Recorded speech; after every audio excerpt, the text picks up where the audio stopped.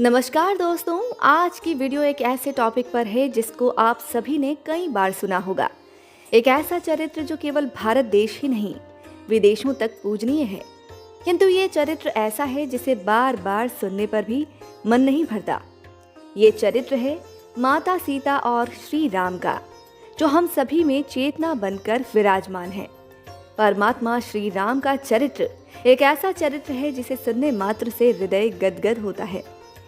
केवल सनातन की बातें करना, श्री राम श्री कृष्ण की बातें करने से हम उनके भक्त या सनातनी नहीं कहलाएंगे। हमें उनकी बताई हुई बातों को हमारे जीवन में अपनाना होगा। वे इस धरती पर हमें किस तरह से मर्यादा में रहकर जीवन जीना है, ये सिखाने आए थे। लेकिन आज हम क्या कर रहे हैं? हम उनको तो मान रहे हैं, लेकिन उनकी शिक्षाओं को नहीं मान रहे। दोस्तों, जिस दिन हम उनके बताए मार्ग पर चलने लग जाएंगे, तभी हम सच्चे सनातनी कहलाने के अधिकारी होंगे। तो दोस्तों, हम में से कितने हैं जो उनको तो मानते हैं, लेकिन उनकी बताई गई शिक्षाओं को आत्मसात नहीं कर पाते हैं? कमेंट करके बताइएगा। रामनवमी के इस पावन अवसर पर हम मर्यादा पुरुषोत्तम श्री राम के जीवन की दिव्य शिक्षाओं के बारे में आज जानेंगे। श्री राम, जो दिव्यता, मर्यादा और करुणा के प्रतीक हैं। मर्यादा पुरुषोत्तम श्री राम केवल एक ऐतिहासिक चरित्र नहीं है, वे परमात्मा के उस स्वरूप का प्रतीक हैं जो प्रेम, न्याय, करुणा, त्याग और धर्म के पूर्ण समन्वय से युक्त हैं। उनका जीवन हर मानव आत्मा के लिए प्रेरणा है। कैसे एक राजा होते हुए भी उन्होंने तपस्वी का जीवन चुना, कैसे उन्होंने वचन और धर्म के लिए समस्त सुखों का त्याग किया।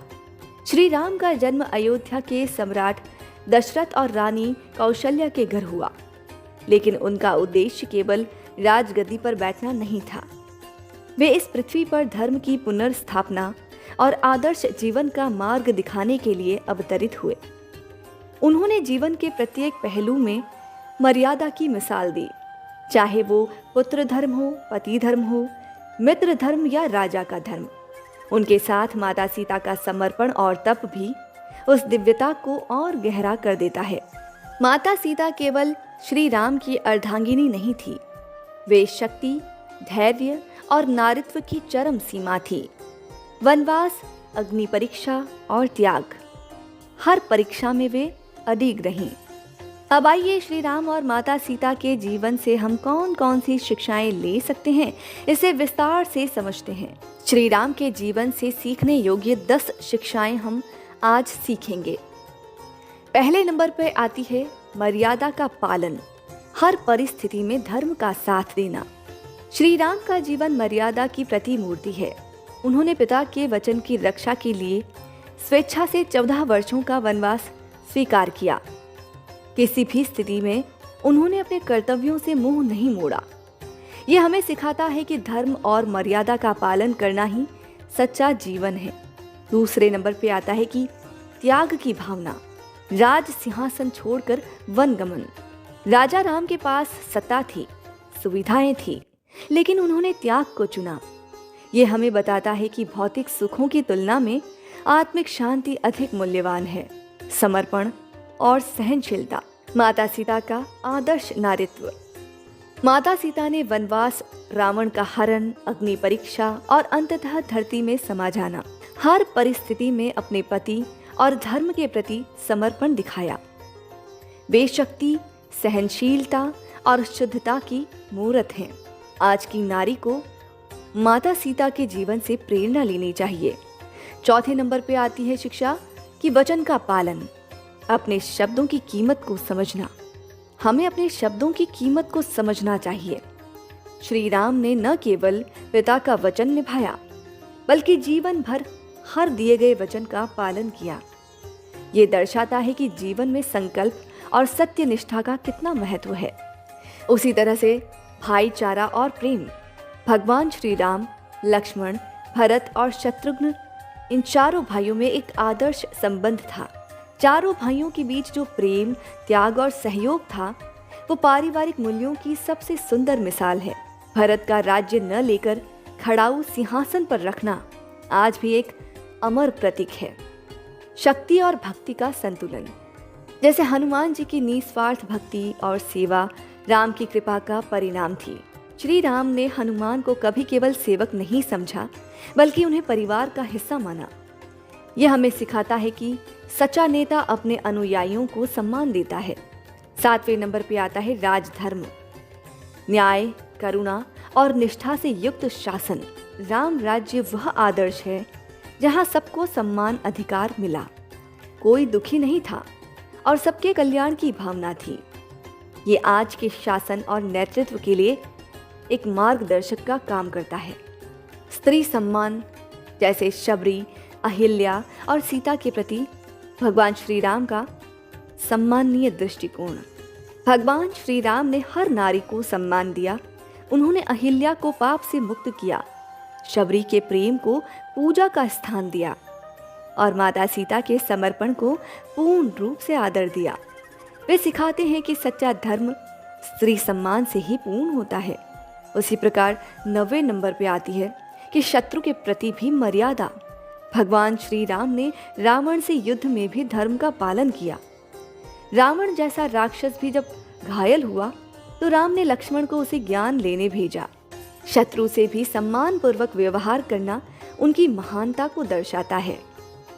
और अंतिम शिक्षा है कि सत्य की विजय। धर्म युद्ध का उद्देश्य केवल अहंकार का विनाश होता है। राम ने रावण का वध केवल सीता को वापस लाने के लिए नहीं, बल्कि अधर्म और अहंकार के अंत के लिए किया। ये शिक्षा है कि जब भी अन्याय बढ़े तो धर्म के लिए खड़ा होना चाहिए। इस बात से ये शिक्षा मिलती है कि जब भी अन्याय बढ़ता है तो हमें धर्म के लिए अवश्य खड़ा होना चाहिए। तो दोस्तों, जो भी व्यक्ति इन सभी शिक्षाओं को अपने जीवन में अपनाता है, इस रामत्व के मार्ग को अपनाता है, उसकी आत्मा की उन्नति निश्चित है। इन सभी शिक्षाओं का सार यही है कि श्री राम का जीवन हमें केवल पूजा का विषय नहीं, बल्कि आत्म साक्षात्कार की राह भी दिखाता है। यदि हम उनके बताए मार्ग पर चलें, मर्यादा, त्याग, समर्पण, निष्ठा, सेवा और करुणा जैसे दिव्य गुणों को अपने जीवन में उतारें, तो हमारी आत्मा उच्च आयामों की ओर बढ़ सकती है, प्रगति कर सकती है। माता सीता की दिव्यता हमें बताती है कि अंतर्मन की शक्ति और समर्पण संसार के हर संकट को पार करवा सकती है। उनके जीवन का आदर्श है सहनशीलता की चरम सीमा पर भी आत्मसम्मान और धर्म के प्रति अडिग रहना।